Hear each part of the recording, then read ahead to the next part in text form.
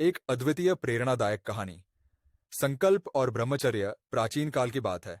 एक छोटे से गांव में एक युवा लड़का रहता था जिसका नाम आदित्य था। आदित्य की जिज्ञासा और लगन उसे गांव के साधु तक ले आई, जिनका नाम आर्षि वशिष्ठ था।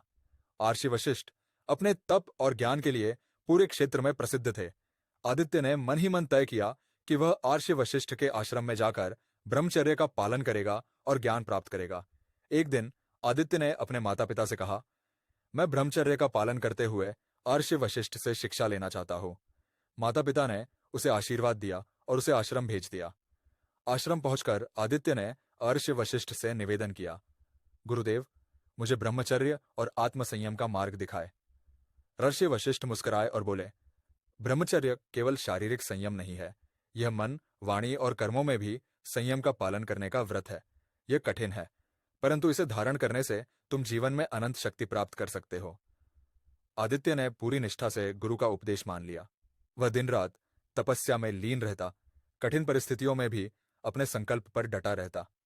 एक दिन गांव की एक सुंदर युवती ने आदित्य से कहा, आदित्य, तुम इतने सुंदर और योग्य हो, तुम मेरे साथ जीवन क्यों नहीं बिताते?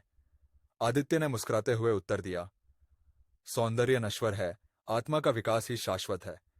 मैं अपने संकल्प और ब्रह्मचर्य के पथ पर अग्रसर हूं।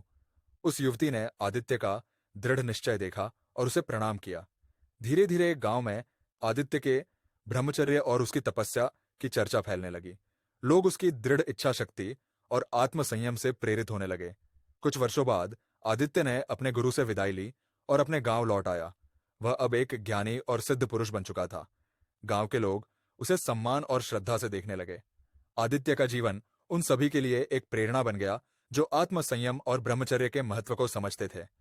आदित्य ने जीवन भर ब्रह्मचर्य का पालन किया और आत्म शांति तथा ज्ञान के उच्चतम शिखर तक पहुंचा। उसका जीवन यह सिखाता है कि यदि हम अपने संकल्प और संयम में अडिग रहे तो हम किसी भी लक्ष्य को प्राप्त कर सकते हैं। सीख, ब्रह्मचर्य केवल त्याग नहीं, बल्कि यह आत्मविकास और जीवन की वास्तविक सफलता का मार्ग है। जो व्यक्ति अपने मन, शरीर और आत्मा पर नियंत्रण कर सकता है, वही संसार पर विजय पा सकता